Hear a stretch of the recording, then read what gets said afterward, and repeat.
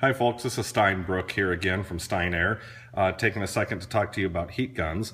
This is a heat gun we have for sale on our website. It's made by a company called Steinel, which coincidentally has a wonderful name in it, but aside from the Stein, it is a good heat gun. They make a whole range of heat guns from entry level to industrial. These are ones we use in our shop and have for quite some time. Some of these that we have here going on 10 years old and still have no problems.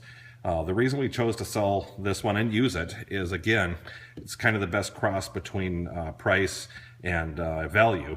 It's a nice heat gun because it's multiple speed, and you'll see when I demonstrate it here in a second, there's multiple speed choices and no heat choice.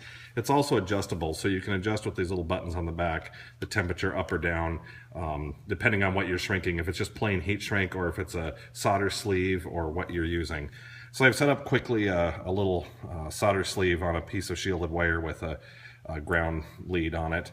And the gun does come with a number of different shrouds for the end of it. You'll see this one's a little hood that allows you to direct air around something, which is kind of nice.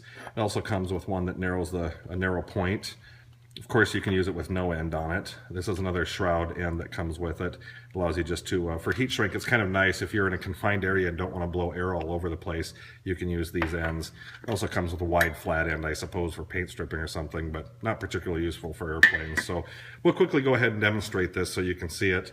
It's going to be a little bit noisy, but you'll see it's not the noisiest heat gun out there. It's just a really good one. So if I turn it on, you'll see I have it set to 600 degrees. You'll notice it heats up fairly quickly. If I push the button again, there was my setting. I added 10 degrees to it, and there it's climbing up. And it heats up really quite rapidly. So once it's up to temperature, let's see, I'll do this upside down at first so you can see it. We'll just put it over our solder splice. And now we saw the glue started to shrink, and the solder itself is starting to melt on the bottom. And now I'll just flip this over and do the top side.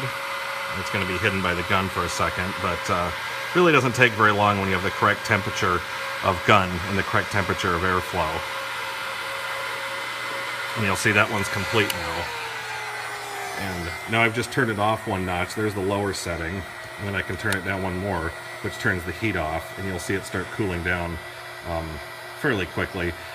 It's kind of like a turbocharged car or airplane. It's a good idea sometimes to let these cool down a little bit before you turn them off for no other reason than you don't start a fire.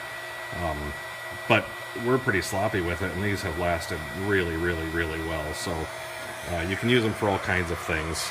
Regular wire. If I just take the piece of wire that we used previously, put a piece of heat shrink over it, we did a splice on this.